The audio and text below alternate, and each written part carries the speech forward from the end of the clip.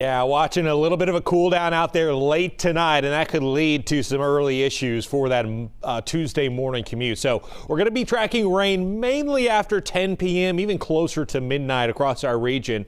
But by tomorrow morning, we could see a few early patchy spots of ice across the region as well. That is that freezing rain aspect we were talking about earlier on in my first weather. But then after that, it's just plain old dreary weather lasting for several days here in the forecast through the middle of the week. So here's things to keep in mind for tonight and into tomorrow morning. Just because it's going to be mostly rain out there through the overnight into tomorrow morning doesn't mean that the issues aren't there. We have below freezing temperatures in the ground at the moment, and that's what is leading to a little bit of that freezing rain. So rainfalls on the roadways, those below freezing ground temperatures leading to those slick spots across the region. And it's mostly before and during that early morning commute. So we're talking before 8 a.m. here. So just slow down, be cautious. As I mentioned before, it is going to be patchy, very spotty across our region. So not everyone's seeing the issues, but it is more tricky because you could be driving along, you think it's wet,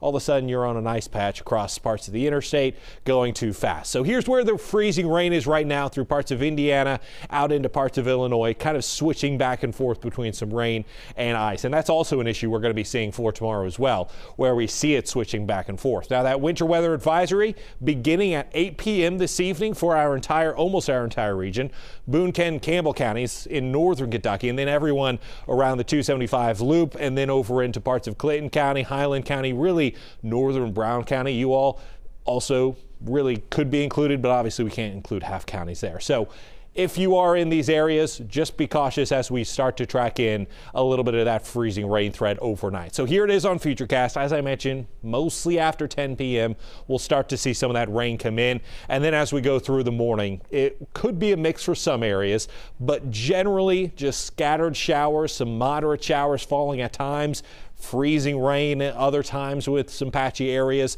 If there's the silver lining, it's that it won't last long. Temperatures rising back well above freezing as we go through the morning and then in the afternoon. It's just a wet and dreary day with those moderate showers lasting through the afternoon and then also into the evening commute. So while it's not a slick, icy evening commute, it's still going to be wet and could be a little slippery out there in some areas as we go through the overnight, and then by Wednesday, unfortunately, keeping that rain going. So here's the areas that I think could see the biggest impacts.